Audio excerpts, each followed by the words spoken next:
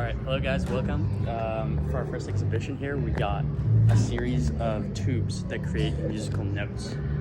Here you see the tube. Basically how it works is you push down on this thing and it creates a note. It does this by pushing a bunch of air into the tube, which creates pressure, and the air moves back and forth through the tube, creating a frequency, which creates a note to our ear.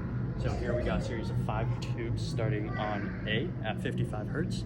It's called the pentatonic scale because it goes the first, the second, the third, the fifth, and the sixth. So here's how it goes.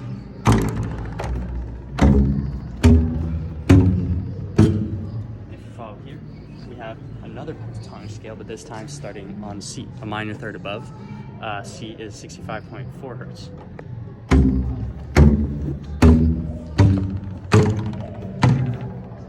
And basically you might notice that the longer the tube is, the lower the frequency is, which means it's a lower note. Whereas a note like this high C at 130.8 hertz will be very short. Alright, so here we got our tube. This end is the closed end where the cap is slapped. And so basically when we slap this cap open, it pushes a bunch of air into the tube. This is the open end at the top, and it compresses the air, creating waves, sound waves. And what it ends up looking is something like this. This is called the first harmonic. And as you can see, since it only goes up, that's a quarter of a wavelength, because it would go up, back to the middle, down, back to the middle. So this is L, this whole length. And so in terms of frequency, we know that frequency equals velocity over wavelength. And we know that wavelength equals 4 times L. So frequency will equal velocity over 4 times the length. And that's how the pitch of each tube is calculated, since we have known frequencies for every note. Alright guys, so in this demonstration we have a guitar, and this basically shows how a guitar works.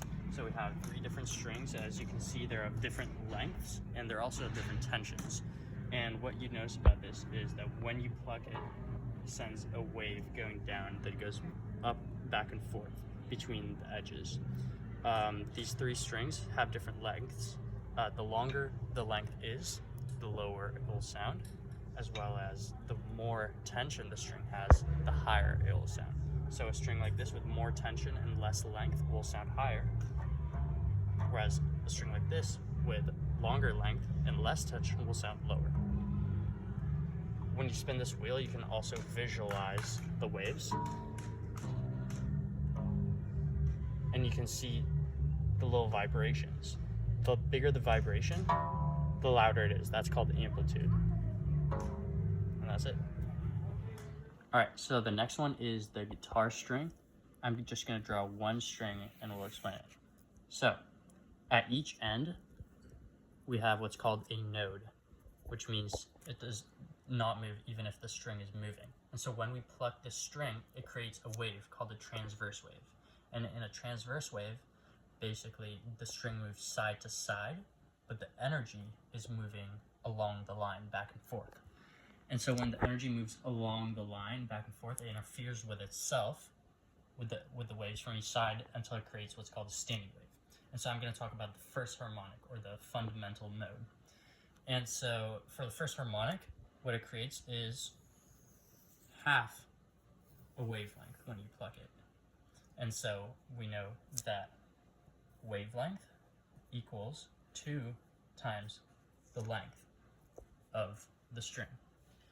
But we know that frequency, right at the top, equals velocity over wavelength. And so in this case, frequency would be velocity over 2L. Now what's velocity? Velocity of a guitar string equals the square root of the tension over the mass per unit length of the string. And so our final equation here is frequency equals 1 over 2 times the length times square root of tension over mass per unit length, or the linear density. Okay, so if we compared this string to a larger string, for example, it would have a lower frequency, and that's because it would have a longer length, and so 1 over 2L, 2L would be larger, and so if the denominator is larger, the whole value of frequency would be lower. So lower frequency is lower pitch.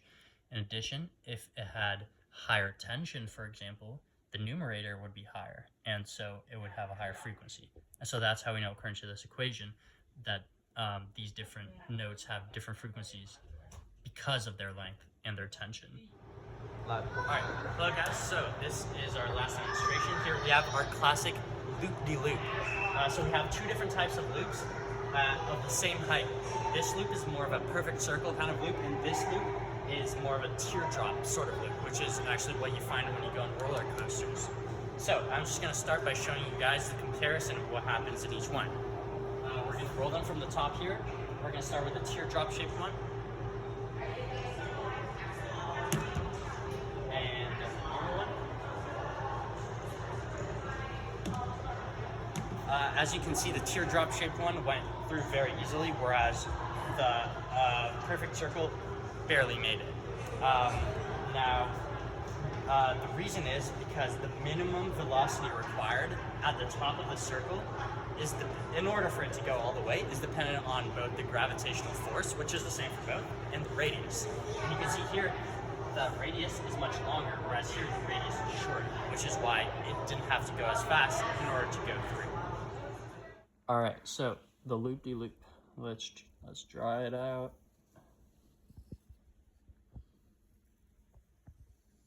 Okay, so let's say our ball is starting at the top here with a height h1. So the concept that we are going to talk about here is conservation of energy. And so that includes both potential energy and kinetic energy. So at the top here, we're going to have only potential energy. And so potential energy equals mgh. mgh1. Once the ball gets to the bottom here, the total energy is going to be just kinetic energy, because it's going to get down to h equals 0, or a reference point. So it's going to be kinetic energy equals 1/2 mv squared. Now, the 1/2 mv squared and the mgh1 here equal the same amount of energy because of conservation of energy, but they're just in different forms. Okay, now the point that's most interesting here is the top of the loop. And so at the top of the loop, our total energy, E, equals mgh2, and we're going to say that this is h2 plus 1/2 mv squared. And let's say this is v1 and this is v2. And so the question people usually try to answer is, from what height do I need to drop whatever is going down, the ball here in this case, in order for it to be able to make the full loop and at this point go all the way back down instead of just falling here. Now, in order for that to happen, we have to first calculate what minimum velocity is necessary at the top here. And so let's look at some of the forces. I'm going to draw the loop here in big. Okay, so if it's at the top, we have two forces. One is going to be the gravitational force, mg. Another one, downwards, is going to be the normal force. And so if we're going at the very minimal velocity necessary to keep going, our normal force is going to be exactly at 0. And so in order for it to keep going, we need that our centripetal force, Fc, will equal the forces going down, which in this case would just be mg, because our normal force is 0. And we know that centripetal force equals mv squared over r. And so we set mv squared over r equal to mg. And if we do some simplifying, we get that velocity minimum equals to the square root of g times r.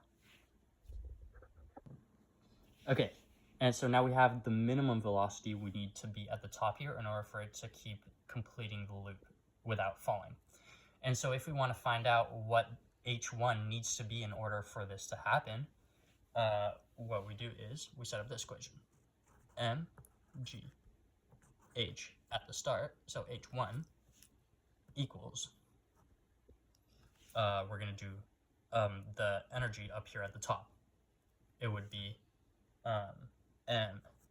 let's start with the potential energy aspect, mg, and then h in this case is 2 times r, because we're saying this is the radius, so h is 2r, plus the kinetic energy aspect, which would be 1/2 m, and then v squared, we said the v minimum equals root gr, so squared would be gr, so mgr.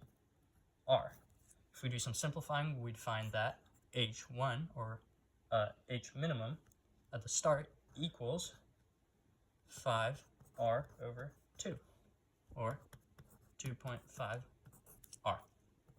So in order for the loop, for the ball to go all the way through the loop, it has to start at 2.5 times the radius or higher.